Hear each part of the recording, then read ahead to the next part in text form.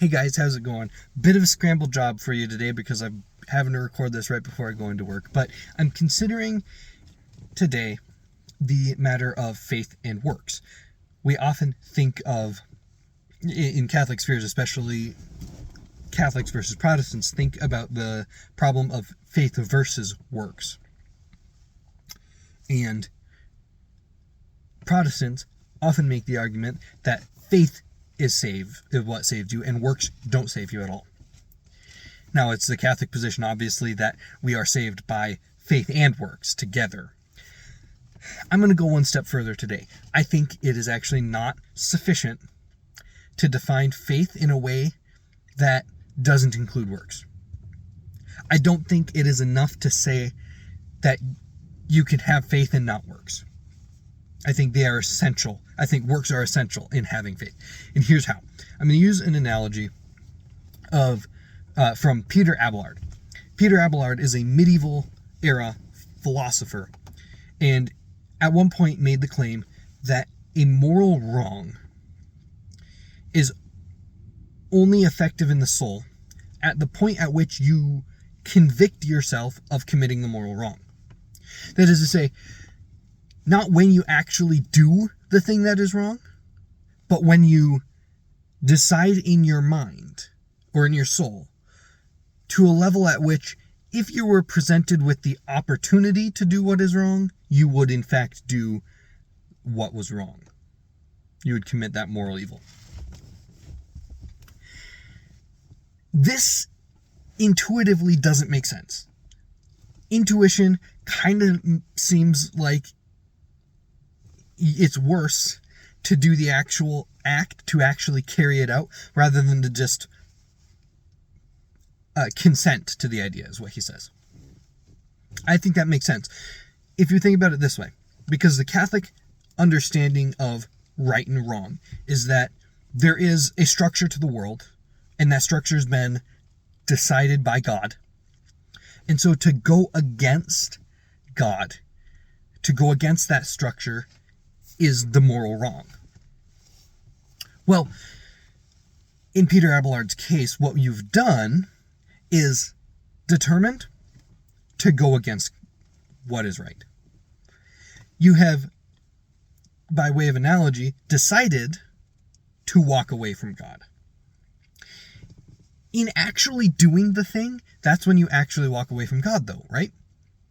If you're just simply deciding to walk away from God, you're still standing there right next to him. You haven't walked away from him yet. You're just saying, if I get the chance, I'm gonna.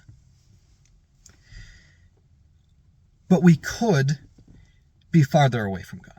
We could actually walk away from God. So it's not enough to simply say that morality is just deciding. You can't say that morality is an internal conviction to do what is wrong.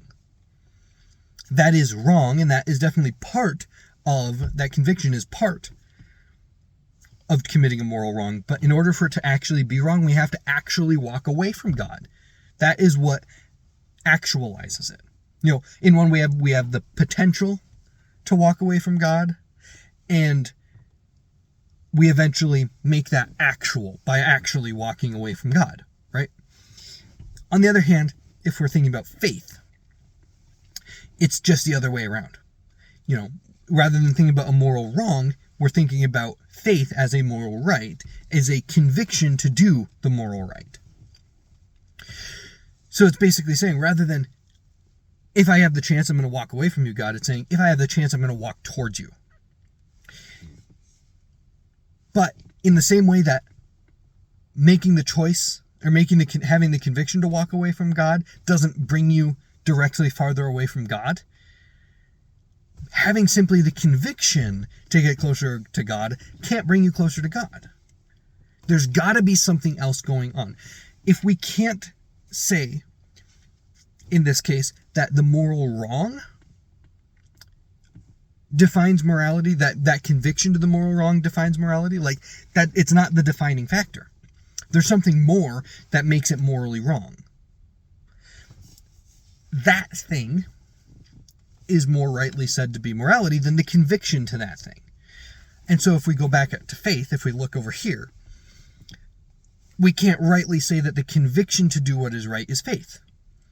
Right? That's part of it, but the actual doing of what is right is what would then be called the faith, the actually walking towards God, or the aligning yourself with God. That is what would actually be considered faith. In the same way that convicting yourself against God is not what's morally wrong, but walking away from God is what's morally wrong. The key thing being that the conviction alone isn't enough to define it as a moral wrong. It's the actuality. It's the fact of walking away from God that makes it wrong. In the same way, faith is walking closer to God.